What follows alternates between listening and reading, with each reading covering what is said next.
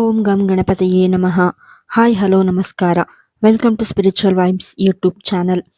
ನೀವು ಯಾವ ದಿನಾಂಕದಂದು ಜನಿಸಿದ್ದೀರಿ, ಜನವರಿ 1ರಂದು ಯಾವ ದೇವಸ್ಥಾನಗಳಿಗೆ ಹೋಗಿ ದೇವರ ಆಶೀರ್ವಾದ ಪಡೆಯುವುದು ಬಹಳನೇ ಅದೃಷ್ಟ ಎಂಬುದರ ಬಗ್ಗೆ ಈ ವಿಡಿಯೋದಲ್ಲಿ ತಿಳಿಯೋಣ. ಹಿಂದೂ ಶಾಸ್ತ್ರಗಳ ಪ್ರಕಾರ ಒಂದೊಂದು ಆತ್ಮಕ್ಕೆ ಒಂದೊಂದು ದೇವರ ಆಶೀರ್ವಾದವಿರುತ್ತದೆ. ಅವರು ಆಯಾ ದೇವಸ್ಥಾನಗಳಿಗೆ ಹೋಗಿ ವಿಶೇಷವಾದ ಪೂಜೆ ಮಾಡುವುದರಿಂದ ಅಥವಾ ದೇವರನ್ನು ಪ್ರಾರ್ಥನೆ ಮಾಡುವುದರಿಂದ ಜೀವನದಲ್ಲಿ ಸಾಕಷ್ಟು ಒಳಿತನ್ನು ಕಾಣಬಹುದು. ಅದೇ ರೀತಿ ನಿಮ್ಮ ಜನ್ಮ ದಿನಾಂಕದ ಪ್ರಕಾರ ಕೆಲವು ನಿರ್ದಿಷ್ಟ ದೇವಸ್ಥಾನಕ್ಕೆ ಹೋಗುವುದು ಬಹಳ ಅದೃಷ್ಟ ತರುತ್ತದೆ ಎನ್ನಲಾಗಿದೆ. ಅಂದರೆ ಹೊಸ ವರ್ಷ ಜನವರಿ 1, 2026ರಂದು ನೀವು ಯಾವ ದೇವಾಲಯಕ್ಕೆ ಭೇಟಿ ನೀಡುವುದು ಬಹಳ ಒಳ್ಳೆಯದು ಎಂಬುದರ ಬಗ್ಗೆ ಇಲ್ಲಿದೆ ಮಾಹಿತಿ. ಸಂಖ್ಯೆ 1.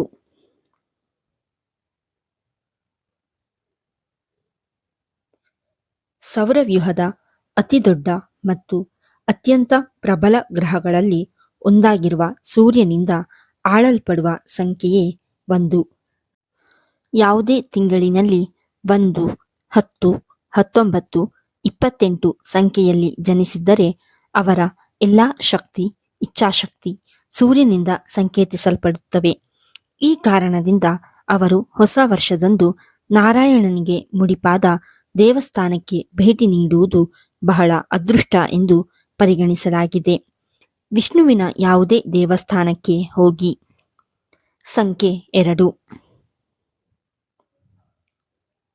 ಯಾವುದೇ ತಿಂಗಳಿನಲ್ಲಿ 2, 11, 20, 29 ಸಂಖ್ಯೆಯಲ್ಲಿ ಜನಿಸಿದ್ದರೆ ನಿಮ್ಮ ಸಂಖ್ಯೆ 2 ಆಗಿರುತ್ತದೆ. ಇದು ಚಂದ್ರಗ್ರಹದ ಪ್ರಾಬಲ್ಯ ಹೊಂದಿರುವ ಸಂಖ್ಯೆಯಾಗಿದೆ. ನೀವು ಅದೃಷ್ಟವನ್ನು ಪಡೆಯಲು ಶಿವನಿಗೆ ಸಮರ್ಪಿತವಾದ ದೇವಸ್ಥಾನಕ್ಕೆ ಹೋಗುವುದು ಬಹಳ ಮಂಗಳಕರ. 2026 ಜನವರಿ 1ರಂದು ಶಿವಲಿಂಗಕ್ಕೆ ಅಭಿಷೇಕ ಮಾಡಿ ಪೂಜೆ ಮಾಡುವುದನ್ನು ಮರೆಯದಿರಿ. ಸಂಖ್ಯೆ 3.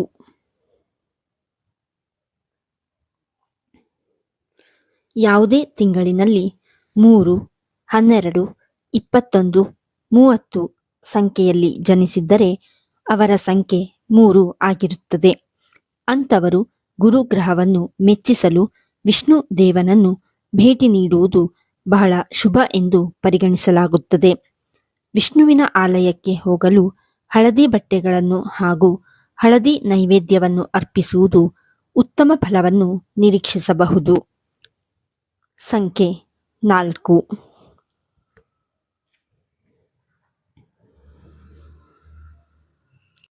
ಯಾವುದೇ ತಿಂಗಳಿನಲ್ಲಿ 4, 13, 22, 31 ಸಂಖ್ಯೆಯಲ್ಲಿ ಜನಿಸಿದ್ದರೆ ನಿಮ್ಮ ಸಂಖ್ಯೆ 4 ಆಗಿರುತ್ತದೆ. ಈ ಸಂಖ್ಯೆಗಳ ಅಧಿಪತಿ ರಾಹು ಆಗಿದೆ.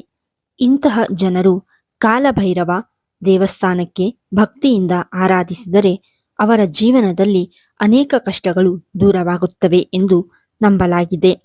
ಸ್ವಾಮಿಯ ದೇವಸ್ಥಾನಕ್ಕೆ ಹೋಗುವಾಗ ರವೆ ಹಲ್ವಾ ಮತ್ತು ಹಾಲು ನೈವೇದ್ಯವಾಗಿ ಅರ್ಪಿಸಿ ಕಾಲಭೈರವನ ಆಶೀರ್ವಾದ ಪಡೆಯಲು ಸಾಸಿವೆ ಎಣ್ಣೆಯ ದೀಪವನ್ನು ಬೆಳಗಿಸಿ. ಸಂಖ್ಯೆ 5. ಯಾವುದೇ ತಿಂಗಳಿನಲ್ಲಿ 5, 14, 23 ಸಂಖ್ಯೆಯಲ್ಲಿ ಜನಿಸಿದ್ದರೆ ನಿಮ್ಮ ಸಂಖ್ಯೆ 5 ಆಗಿರುತ್ತದೆ. ಈ ಸಂಖ್ಯೆಗಳ ಅಧಿಪತಿ ಬುಧನಾಗಿರುವ ಕಾರಣ ದುರ್ಗಾದೇವಿಯ ದೇವಸ್ಥಾನಕ್ಕೆ ಭೇಟಿ ನೀಡಿ.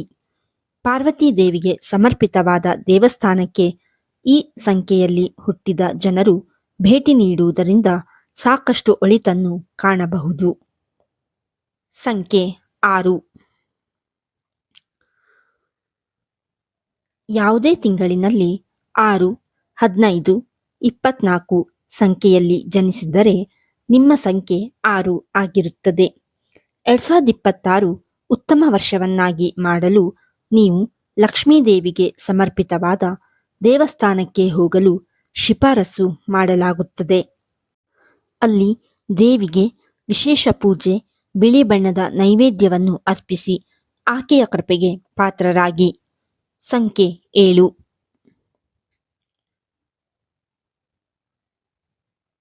ಯಾವುದೇ ತಿಂಗಳಿನಲ್ಲಿ 7, 16, 25 ಸಂಖ್ಯೆಯಲ್ಲಿ ಜನಿಸಿದ್ದರೆ ನಿಮ್ಮ ಸಂಖ್ಯೆ 7 ಆಗಿರುತ್ತದೆ. ಈ ಸಂಖ್ಯೆಯನ್ನು ಕೇತು ಗ್ರಹ ಆಳ್ವಿಕೆ ಮಾಡುತ್ತದೆ.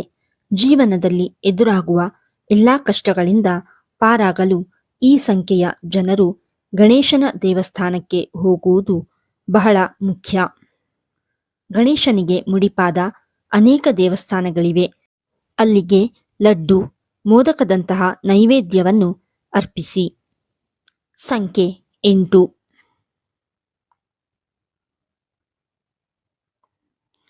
ಯಾವುದೇ ತಿಂಗಳಿನಲ್ಲಿ 8, 17, 26 ಸಂಖ್ಯೆಯಲ್ಲಿ ಜನಿಸಿದ್ದರೆ ನಿಮ್ಮ ಸಂಖ್ಯೆ 8 ಆಗಿರುತ್ತದೆ.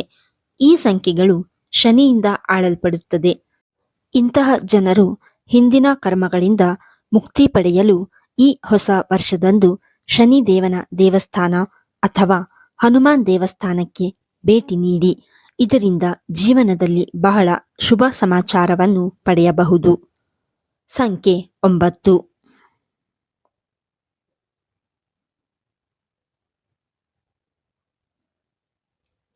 ಯಾವುದೇ ತಿಂಗಳಿನಲ್ಲಿ 9, 18, 27 ಸಂಖ್ಯೆಯಲ್ಲಿ ಜನಿಸಿದ್ದರೆ ನಿಮ್ಮ ಸಂಖ್ಯೆ 9 ಆಗಿರುತ್ತದೆ. ಈ ಸಂಖ್ಯೆಯಲ್ಲಿ ಮಂಗಳ ಗ್ರಹ ಆಳಲ್ಪಡುತ್ತದೆ.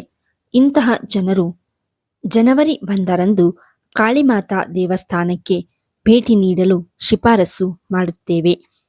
ಈ ದೇವಿಯನ್ನು ಸಂಪ್ರೀತಗೊಳಿಸಲು ಗುಲಾಬಿ ಹಾರವನ್ನು ಅರ್ಪಿಸಿ. ಈ ವಿಡಿಯೋ ನಿಮಗೆ ಇಷ್ಟವಾಗಿದ್ದಲ್ಲಿ ಲೈಕ್ ಮಾಡಿ, ಶೇರ್ ಮಾಡಿ ಮತ್ತು ಕಮೆಂಟ್ ಮಾಡಿ. ಹಾಗೆಯೇ ಇನ್ನೂ ಹೆಚ್ಚಿನ ವಿಡಿಯೋಗಳಿಗಾಗಿ ನಮ್ಮ ಚಾನಲ್ ಅನ್ನು ಸಬ್ಸ್ಕ್ರೈಬ್ ಮಾಡಿ. ಧನ್ಯವಾದಗಳು.